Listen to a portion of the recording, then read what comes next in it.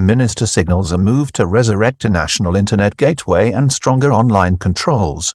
The move is coming at a time when support for the government has hit a low ebb, with a poll published last weekend showing that 77% have lost confidence in the coalition administration of Prayut Chan ocha, and an increasingly fractious political environment, with a general election seen now as more likely in 2022. Last Friday, the Thai Digital Economy and Society Minister Prayut Chan appeared to resurrect plans first mooted by the military junta up to 2015, to install a national internet gateway in Thailand to control and restrict access to external online content, as an issue of national security.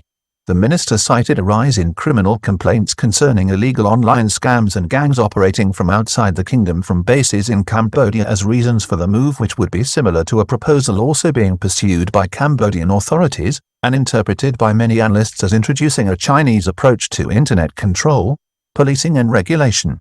Digital Economy and Society Minister Prayut Chan, last Friday, speaking in the House of Representatives, resurrected a plan pushed by the military junta up to 2015 to put in place a national internet gateway to control access to the internet in Thailand. The minister cited rising criminal complaints as the basis for the move, but there are fears that the proposal could, in conjunction with a suggested review of the Computer Crime Act, give the government the toolkit it has long sought to exercise more efficient control over public commentary and online debate. There are, in addition, strong concerns about the negative commercial and practical business ramifications of such a move. On Friday last, speaking in the House of Representatives, the country's Digital Economy and Society Minister, Mr. Prayut, again raised the possibility that Thai authorities may pursue a single gateway for internet access to websites and traffic outside of Thailand. The possibility of such a move has been largely let in abeyance since 2015, when the junta maintained its determination to impose a single portal connecting the country's internet to the rest of the world. Plan approved on the 1st of February for provincial fake news centers and control at different levels of society. The minister, only appointed last year after his predecessor in the role, Mr. Panakanta, was handed down a jail term by the criminal court in Bangkok on insurrection charges for his part in virulent street protests from 2013 to May 2014, which culminated in the coup that year, has since pursued a policy combating fake news and what the government sees as a threat to the stability of the kingdom posed by the internet. On the 1st of February last, the cabinet approved plans by the Digital Economy and Society Ministry to set up provincial fake news centers and extend the fake news operation established by Mr. Prayut in association with Deputy Prime Minister Prayut Chan, the Palang Pracharath Party leader, in November 2019, to different levels in society.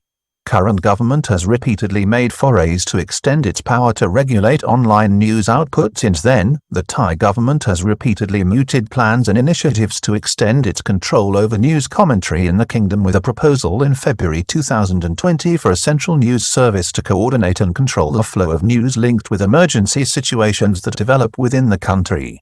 That proposal was for a news pool, or centrally appointed news agency to control and restrict commentary on such situations, drew a less than enthusiastic response from the media establishment in Thailand. Fake news a low priority for the public during this unprecedented emergency, says Suan Dusit poll. This followed several high-profile atrocities in the kingdom, including an attack and massacre by an off-duty soldier, Sergeant Major Jakrafan Thoma, on the 8th of February 2020, in which 30 people died at the Terminal 21 shopping centre in Korat, Nakhon Ratchasima. It also came at a tense time, when the country began to confront the extent of the COVID-19 crisis facing it. Fake news is not a priority issue for the public. In January 2020, an opinion poll by Suan Dusit Rajabhat University found that only 14% of the public considered fake news as a priority problem to be tackled by the government. On Friday last, Minister Prayut, however, proposed a national gateway for controlling inbound international traffic, primarily as a security measure to protect the public from the growing menace of cybercrime, and to counteract what he termed illegal content aimed at vulnerable audiences in the country. Minister Prayut quoted an internal study by officials into the situation, which he said had identified a need, also, for changes to the country's Computer Crime Act 2007, which was updated in 2017. Minister Prayut proposes a new internet gateway mainly as a security measure to prevent online crime. He said the gateway and proposed legal changes were to improve online safety for Thai internet users, and referred to a surge in crime perpetrated on users by internet fraudsters and gangs online. He especially referenced Thailand's neighbor Cambodia as the source of such activities.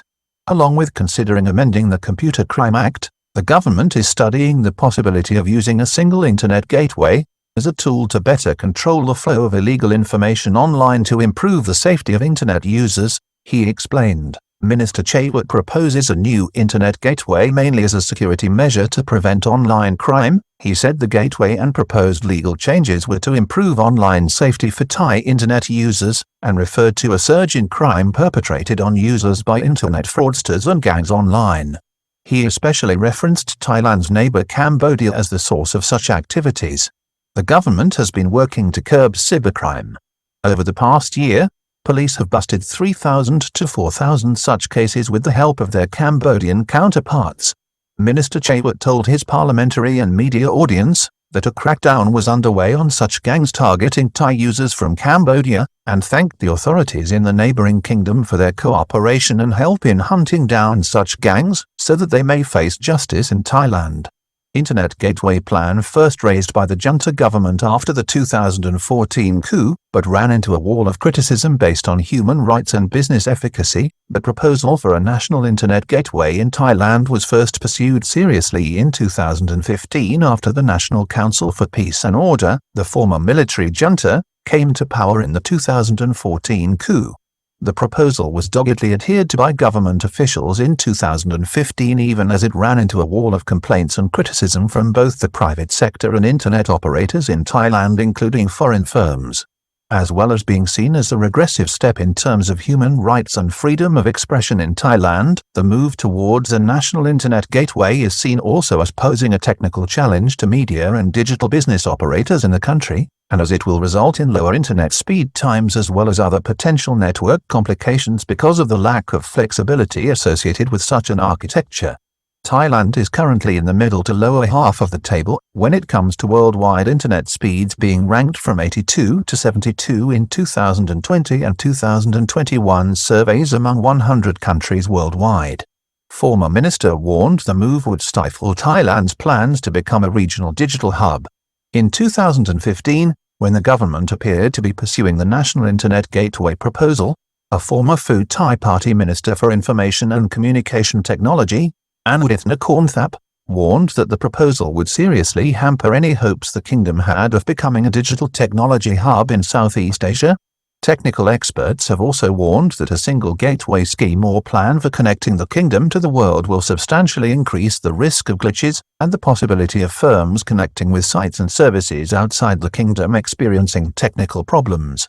National Internet Gateway seen as a Chinese approach to internet control and censorship in realpolitik. The move has also been roundly criticized by press representative groups as a significant step backwards for Thailand's stated goal of improving human rights and its adherence to higher democratic values. In realpolitik terms, the plan for a national internet gateway portrays Thailand as a country that is increasingly importing Chinese norms in terms of governance. On the other hand, Thai officials, in defense of the proposal, are portraying this in terms of an effort to improve security for Thai internet users, and argue that a central internet portal will make the internet safer by allowing authorities to identify and eliminate bad actors. There is a strong element of public opinion in Thailand that increasingly believes that foreign influence in the kingdom, and particularly the increasing consumption of social media in the country, has brought with it social ills, divisiveness and internet crime. Shock poll shows the Thai public is suspicious of third parties behind the kingdom's current political unrest. This week, in Cambodia, similar sentiments were expressed by the Minister of Foreign Affairs in that kingdom when commenting on media coverage of misrepresentations of that government's policy to pursue the national internet gateway as having nothing to do with the curtailment of free speech. Cambodia's defense of its national internet gateway plans is based on offering citizens more security. On the contrary, the ministry said, the government respects the individual's right to privacy and freedom of expression and protects personal data, all of which are enshrined in laws, the Constitution, ratified international human rights treaties, the Civil Code, the Criminal Code, and the Law on Telecommunications. The resurrection of the proposal here comes as Thailand's political situation has become increasingly fraught with the possibility of an election in the kingdom, and with support for the government at a low ebb. A Suandusit survey last Sunday published in the Bangkok Post and carried out by Suandusit Rajabhat University suggested that nearly 77% of the public have lost all confidence in the government, with a by-election held on the 30th of January highlighting a surge in support for the Pheu Thai Party and other opposition parties in the capital, traditionally a government stronghold, and in the constituency that the coalition's ruling Prayut Party won in 2019. Government is in its death throes as divisions multiply, with July likely to be a decisive month for the country. The increasingly fractious political situation has raised the odds of Thailand facing an election this year, or even a crisis. Cambodia's national internet gateway was postponed last week over fears of severe online disruption in Cambodia. Authorities there say that country's proposed national internet gateway system would be used to boost revenue collection, better regulate internet providers, and tackle cybercrime. The proposal comes just days after a similar national gateway modeled on China's Great Firewall, which controls and censors internet access in communist China, was due to be implemented last Tuesday the 16th in Thailand's eastern neighbor, following an order issued by the country's Prime Minister and de facto ruler Hun Sen 1 year ago, on the 16th of February 2021. The move, however, did not go ahead as planned last week. Ms. Po, a spokesman for the Cambodian Ministry of Posts and Telecommunications, told the media that the decision to postpone the implementation of the National Internet Gateway, NIG, was taken due to issues related to COVID-19, and fears that this could lead to severe disruption of the kingdom's internet operations. We have to prepare to install and order equipment in order to prepare and create the gateway, and we have to give licenses to any company that the government understands that has the ability to create the gateway, Mr. Ms. Po, a Secretary of State, disclosed. That's why it can affect the traffic. Cambodia's plan is vehemently opposed by technology firms and the Asian Internet Coalition, warning of significant repercussions if turned on. The proposed National Internet Gateway, NIG, in Cambodia has drawn widespread opposition, including a statement from the Asian Internet Coalition in January, a regional trade body that includes Apple, Google, Facebook and Amazon among its members. The group warned that the move would have significant repercussions for Cambodia.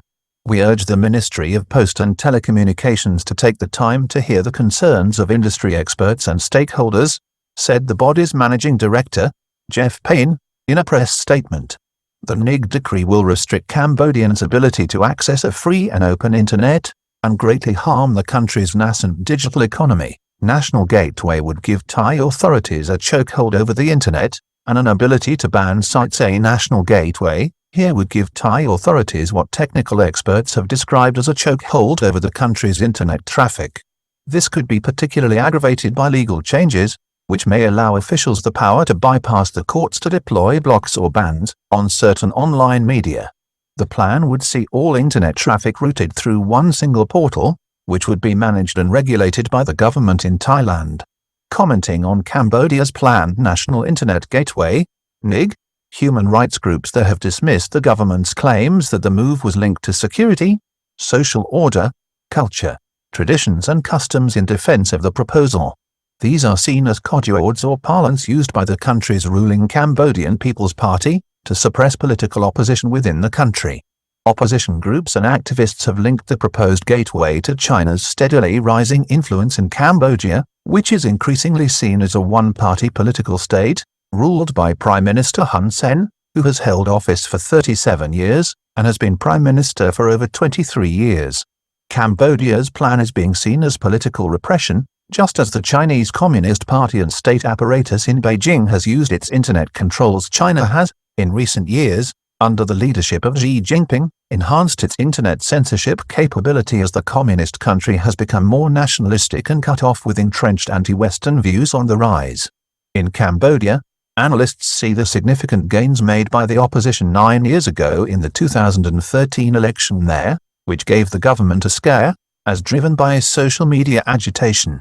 In 2018, Prime Minister Hun Sen re-established his authority in a controversial landslide election win with 80% of the vote in what is widely seen and interpreted as a rigged election largely boycotted by the opposition, when he garnered 80% of the vote, and 100, out of 125 seats, on a reported 82% turnout. The vote was endorsed by regional countries but widely condemned by the United States, Canada, Australia and the European Union.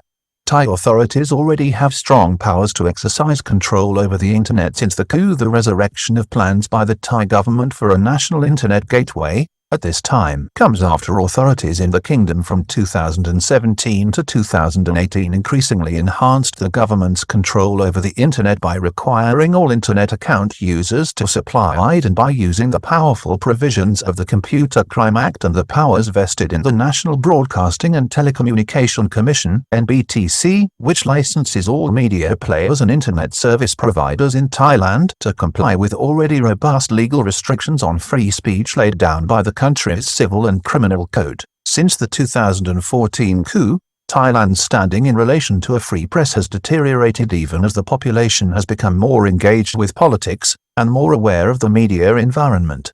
Press freedom has declined despite repeated efforts to defend against the government's encroachments. Thailand currently ranks 137th out of 180 countries in a free press ranking for 2021 published by Reporters Without Borders, RSF, in April 2021. The move was a slight improvement on 2020 when the country was ranked 140th and followed efforts by Prime Minister Prayut Chan ocha to improve relations with the media and assurances on press freedom. The country's overall standing has plummeted since the 2014 coup, when it was ranked a respectable 59th out of 167 countries in the same press freedom index. Last year, the Prime Minister was the subject of a court injunction in August when his attempt to use a regulation or order under the emergency decree to suspend internet news sites that published what the government considered to be fake news or false commentary by instructing the National Broadcasting and Telecommunications Commission (NBTC) was thwarted by court action undertaken by civil rights groups. An injunction was handed down by the court suspending the order. Last year's emergency order was a response to the COVID crisis amid genuine concerns held by Thai public officials about dangerous misinformation. The move followed the government's concerns, at that time, over the escalating COVID-19 situation and media reporting of the crisis. There were genuine concerns held within the Center for COVID-19 Situation Administration, CCSA, that the public was being misled and confused by an excess of reporting and misinformation. Top official has meetings with TV station news chiefs on how news of the crisis is being reported. The court, however, found that suspension of the order did not pose a problem for the government in its ability to handle the crisis and to communicate with the public in respect of the emergency situation. It viewed the order as a contravention of Section 35 of the Constitution upholding free speech. It is in the view of the court that, considering the existence of several legal instruments establishing the measures concerning illegal dissemination of information, and the government's capability to educate people, develop a public better understanding and examine false information, the suspension of the enforcement of such regulation does not pose any obstacle to public administration in emergency situations and public interest, the court declared. Facebook shut down in Thailand for 30 minutes on the 28th of May 2014. Just days after the coup, Thailand shut off the social media site Facebook in the country for 30 minutes, at a time when the network had over 22 million users. The Information and Communication Technology Ministry later described the event as a technical glitch, but this came after a statement from the ministry initially confirming it had blocked the site. "We have blocked Facebook temporarily and tomorrow we will call a meeting with other social media, like Twitter and Instagram, to ask for cooperation from them. Right now there's a campaign to ask for people to stage protests against the army, so we need to ask for cooperation from social media to help us stop the spread of critical messages about the coup." The confusion led to a contretemps 2 days later when the National Broadcasting and Telecommunications Commission appeared to upbraid the Norwegian firm Telenor, a significant investor in Total Access Communication plc, DTAC, when that internet service provider confirmed that it had been ordered to restrict Facebook.